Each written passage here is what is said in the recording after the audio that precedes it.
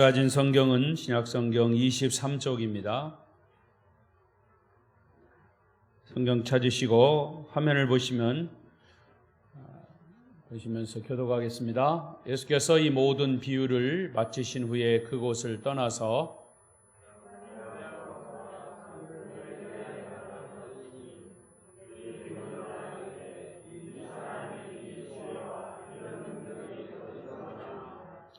이는 그 목수의 아들이 아니냐? 그 어머니는 마리아, 그 형제들은 야고보, 요셉, 시몬, 유다라 하지 않느냐?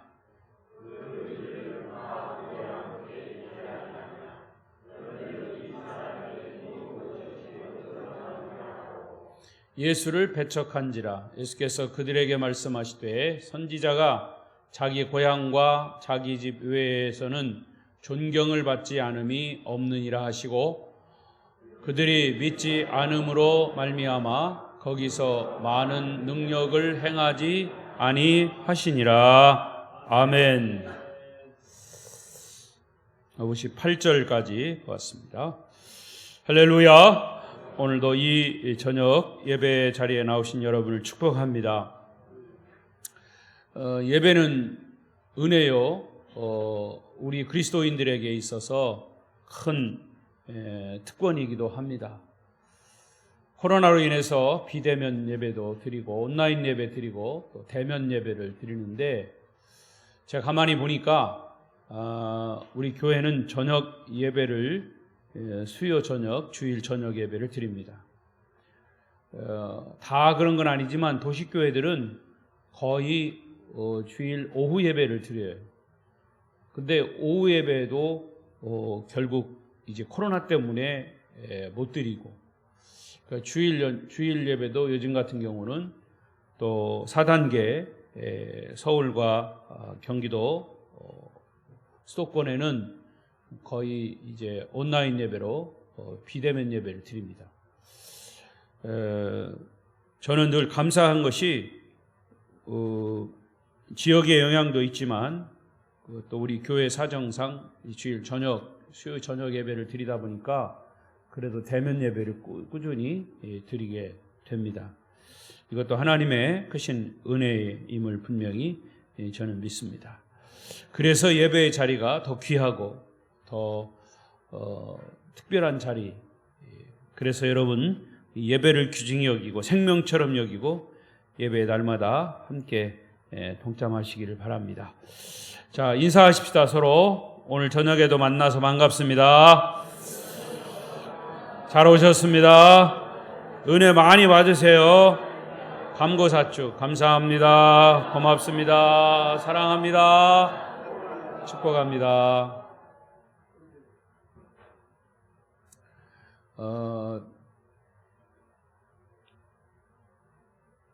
오늘 이 저녁에도 변함없이 마태복음 계속 설교를 하고 있습니다. 오늘 저녁은 고향에서 배척받으신 예수님입니다.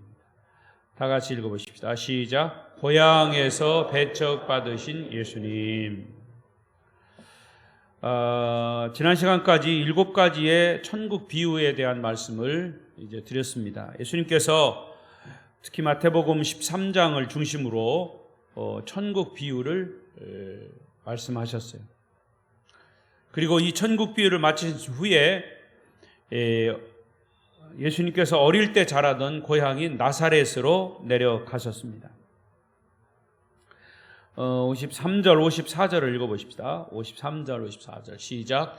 예수께서 이 모든 비유를 마치신 후에 그곳을 떠나서 고향으로 돌아가사 그들의 회당에서 가르치시니 그들이 놀라 이르되 이 사람의 지혜와 이런 능력이 어디서 났느냐.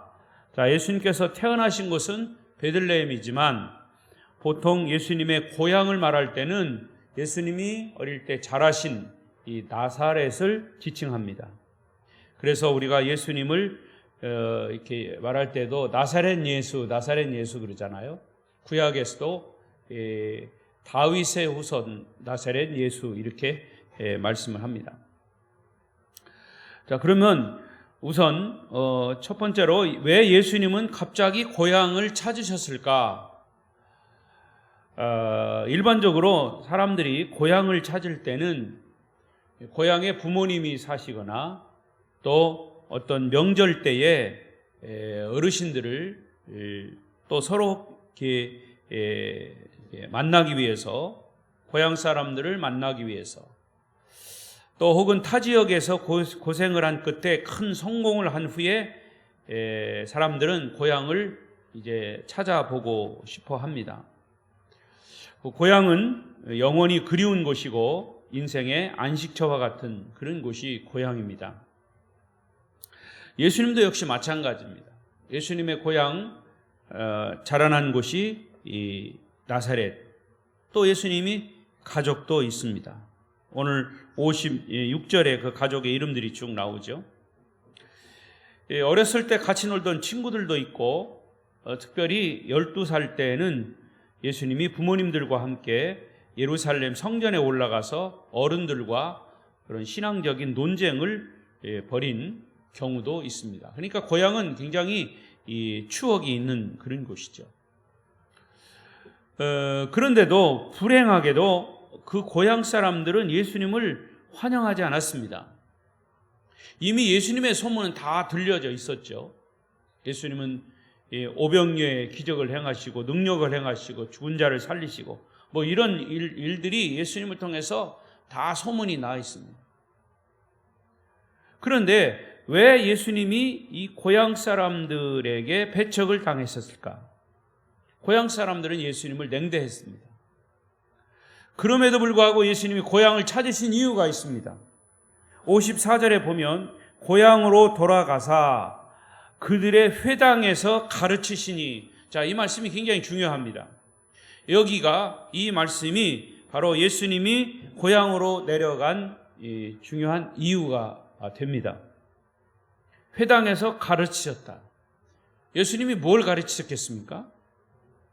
복음을 가르치셨죠. 나사렛 동네의 형편으로 봐서 아마 이 회당은 이곳에 하나밖에 없는 것 같습니다.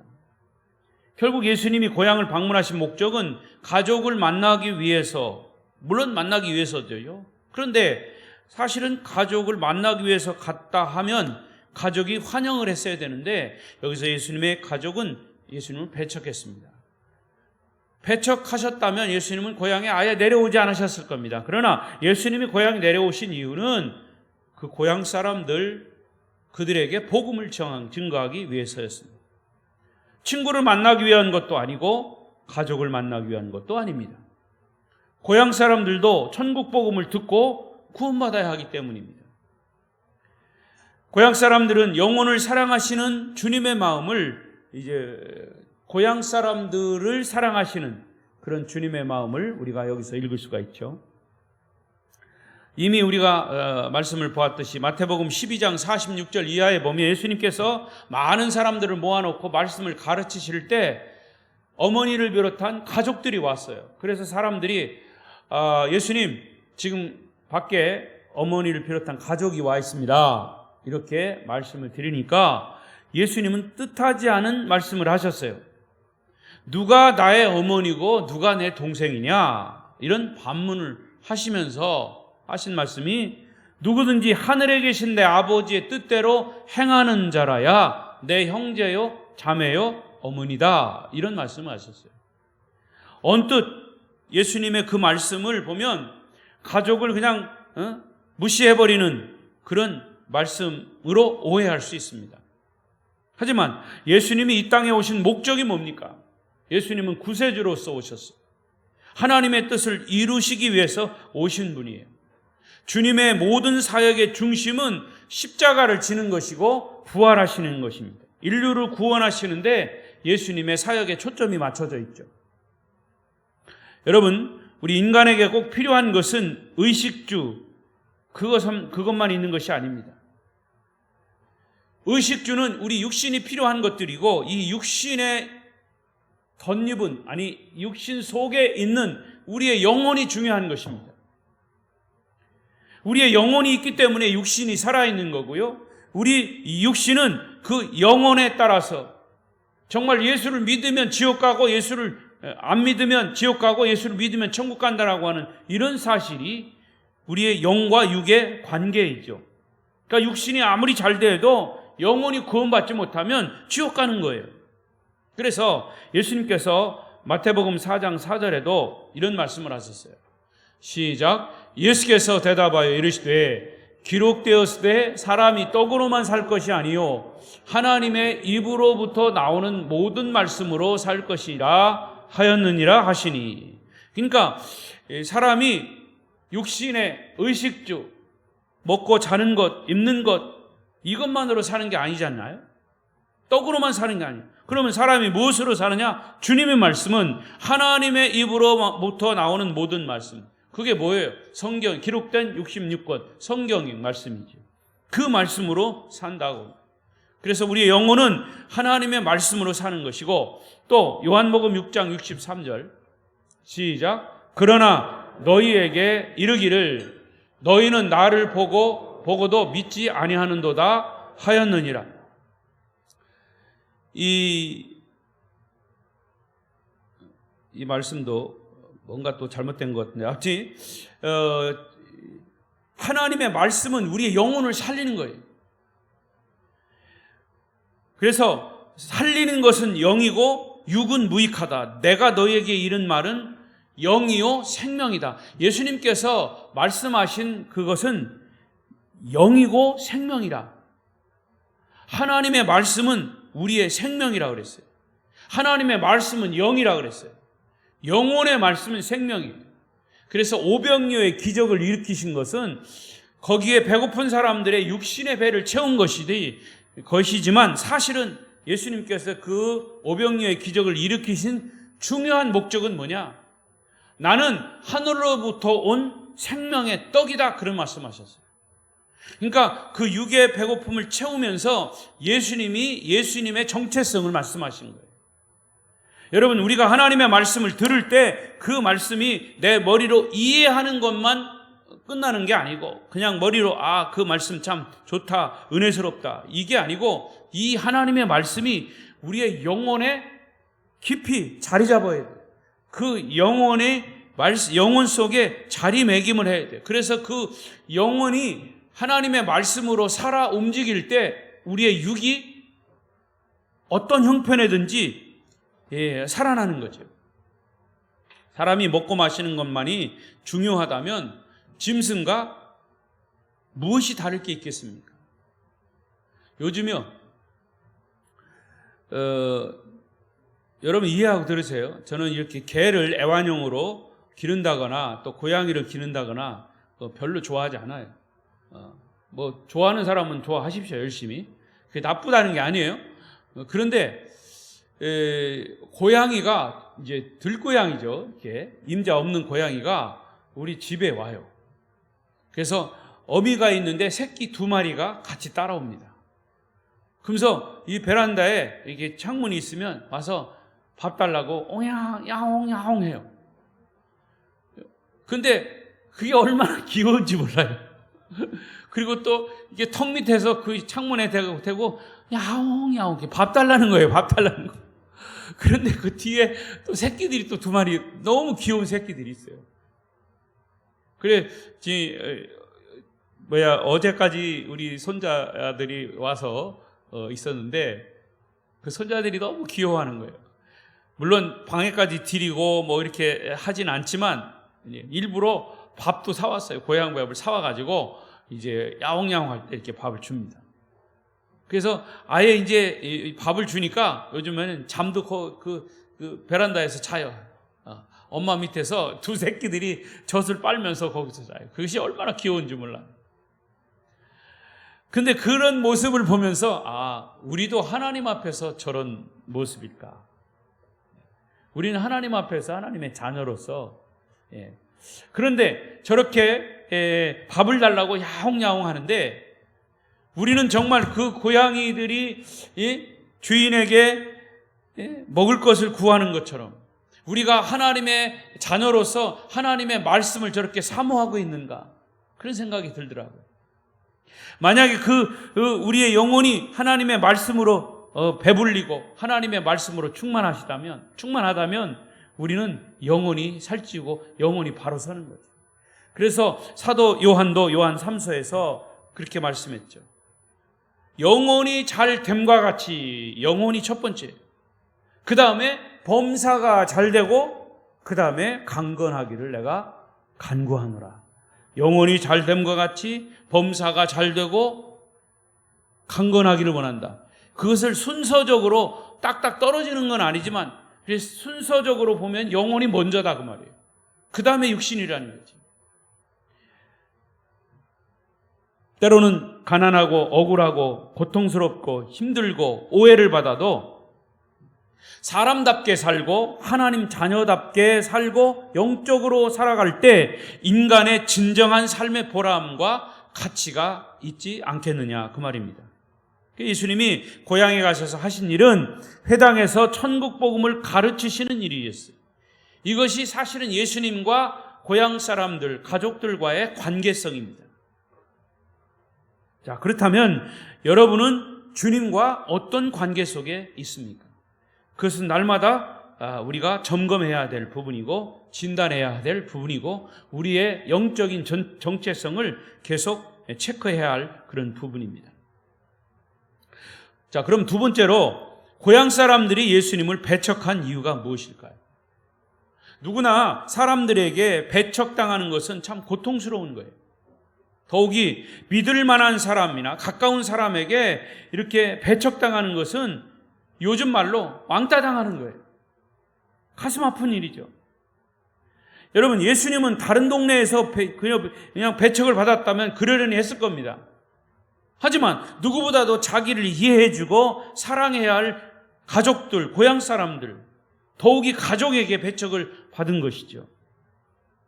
그렇다면 왜 예수님이 고향에서 배척받았다고요? 54절을 보십시다. 54절.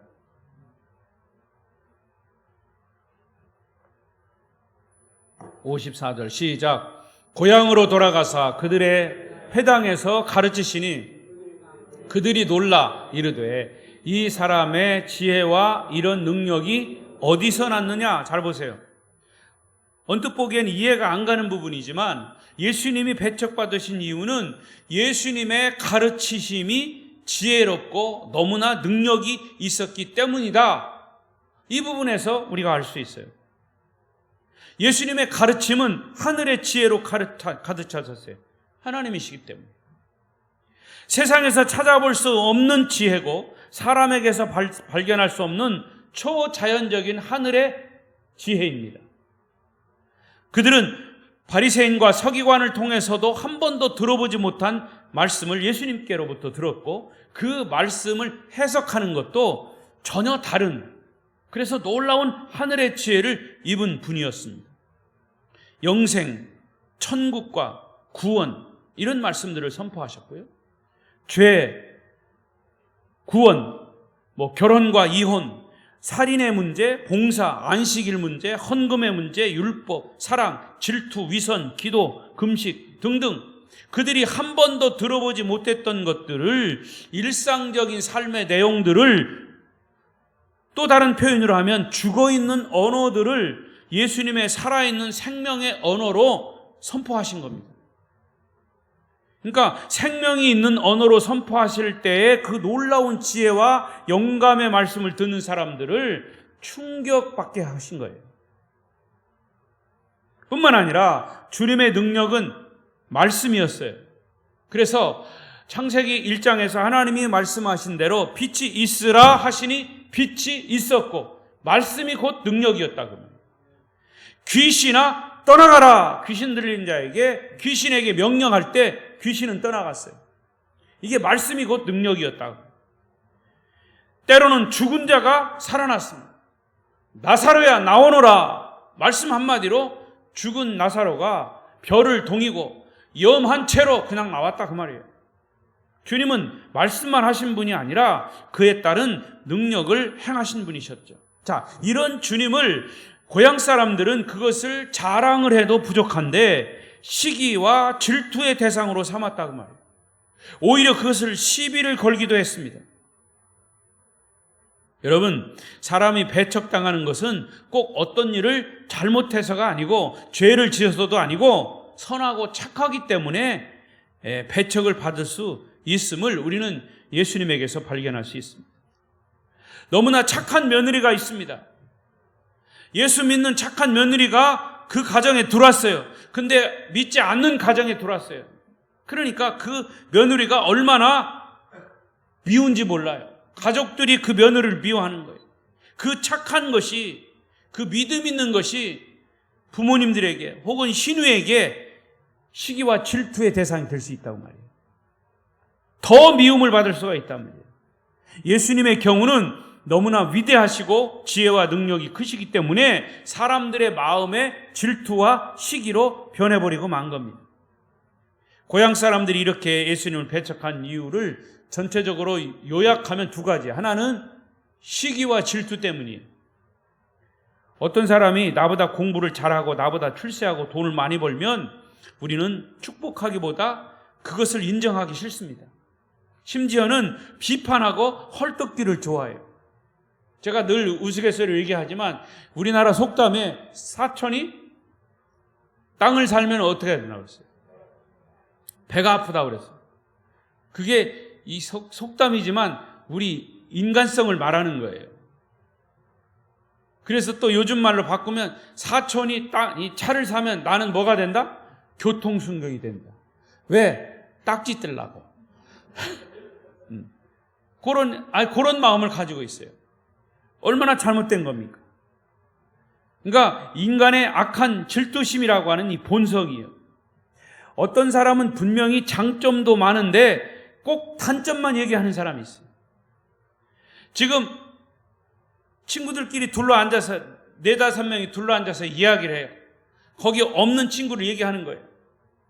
그러면 그 사람의 좋은 이야기, 좋은 점을 막 들어서 이렇게 얘기하다가 어떤 한 사람이 딱 아니요, 그 친구 그런 사람이 아니요, 그렇게 좋은 점만 있는 게 아니요 하면서 단점을 딱 얘기해버리면 완전히 분위기가 그냥 찬물 얹은 것처럼 돼버립니다. 이게 사람의 본성이다. 나사렛 동네 사람들은 예수님의 지혜와 능력을 보고 하나님께 감사와 영광을 돌리기보다 질투하고 시기하는 마음으로 가득했기 때문에 예수님을 배척한 거예요. 그 다음에 또 하나 예수님을 배척한 이유가 뭐냐면 이 고향 사람들의 어설픈 지식 때문이라 그래요.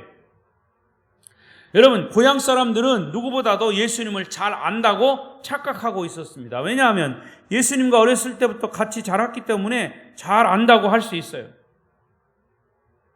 그러나 사실 예수님은 여러분이 우리가 아시는 것처럼 예수님이 태어날 때부터 성령으로 태어난 분이에요. 아마 고향 사람들이나 가족들 그 부분들도 다 알 수 있을 겁니다. 이미 알고 있었을 겁니다.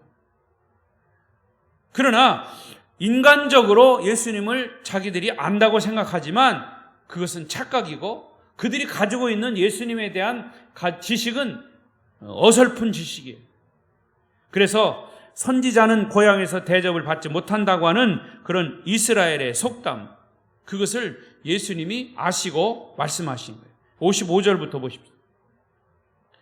55절부터 시작. 이는 그 목수의 아들이 아니냐? 그 어머니는 마리아, 그 형제들은 야고보, 요셉, 시몬, 유다라 하지 않느냐? 그 누이들은 다 우리와 함께 있지 아니하냐? 그런즉 이 사람의 이 모든 것이 어디서 났느냐 하고 예수를 배척한지라.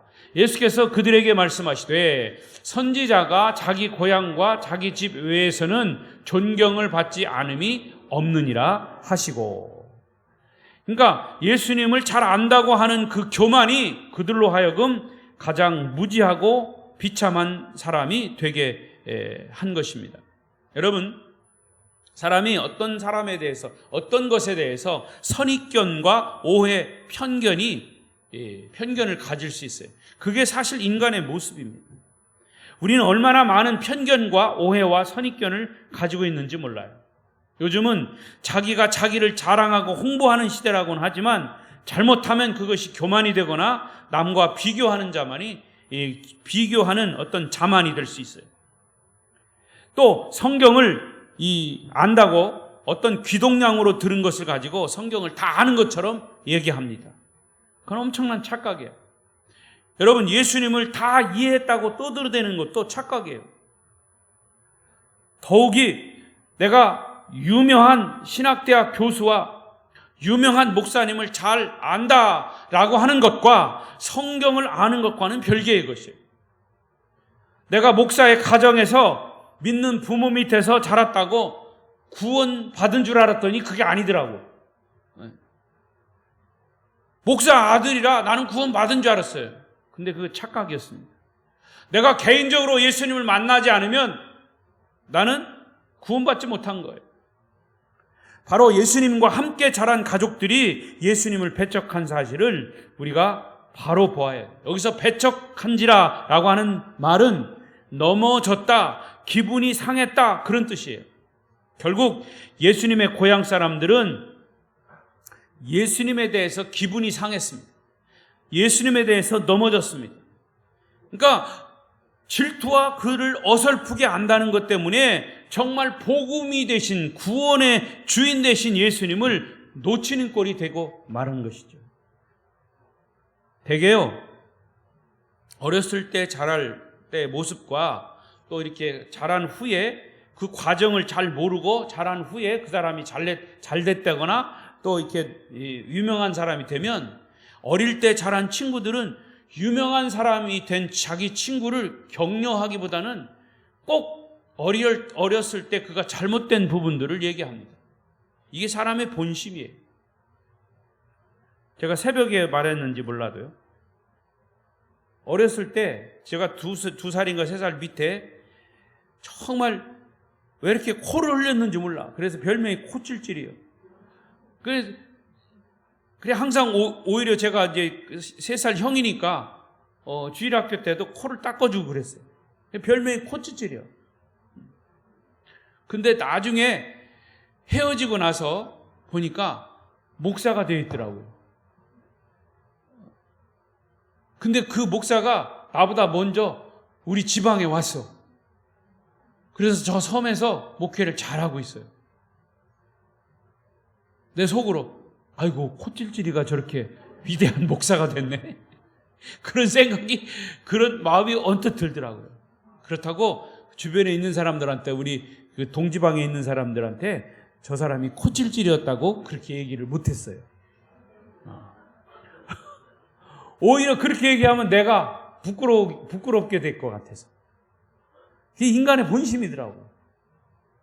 근데 예수님의 그 가족들, 고향 사람들이 그런 모습이 아닌가. 여러분, 부정적이고 비판적인 사람은 똑똑해 보이지만 실제로 그들은 불행한 사람들이고 불신앙적인 사람들일 뿐입니다.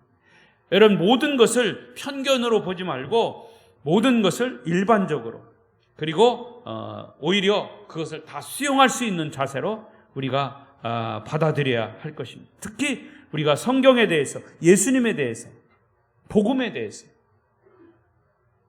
마지막 3번째로 예수님은 고향을 찾으신 고향을 찾으신 이후에 중요한 메시지를 남기십니다. 그게 58절이에요. 58절 보십시오. 시작. 그들이 믿지 않음으로 말미암아 거기서 많은 능력을 행하지 아니하시니라. 고향 사람들이 예수님을 믿지 않는 거예요. 신뢰하지 않는 거예요. 예수님을 인정하지 않는 거예요. 그래서 예수님은 거기서 많은 능력을 행하지 아니하셨다 그랬어요. 여러분, 이 메시지는 우리에게도 많은 교훈을 주고 있습니다. 예수님을 믿지 않으면 능력은 나타나지 않는 거예요. 예수님이 어떤 분이신가를 우리가 말씀을 통해서 늘 듣고, 복음이 무엇인가를 듣고, 오늘 아침에도 제가 말씀드린 것처럼 인생의 모든 문제의 해답은 예수님이에요. 복음입니다. 인생의 모든 처음과 마지막도 바로 예수 그리스도예요. 이것이 그냥 지식적으로 내가 깨달아지지 않는 그런 부분일 수도 있어요. 그러나 그 속에 그 복음, 그 예수 그리스도를 내가 정말 영혼 속에서부터 믿고 있느냐? 제가 늘 말씀을 드리지만 믿음이라고 하는 것은 내가 막 믿고 싶다고 믿어지는 게 아니고 그야말로 자연스럽게 믿어져야 되지. 그 믿어진다라고 하는 것과 내 의지로 믿는 것과는 다르죠. 내 의지로 막 믿고자 하는 것, 근데 그게 내 의지로 안 돼요. 예배 드릴 때는 막 믿고 싶어. 말씀 드리면 그냥 막 능력이 나타날 것 같아. 근데 일상생활로 돌아가면 그게 어디로 왔는지 몰라요. 그게 우리의 의지란 말이에요.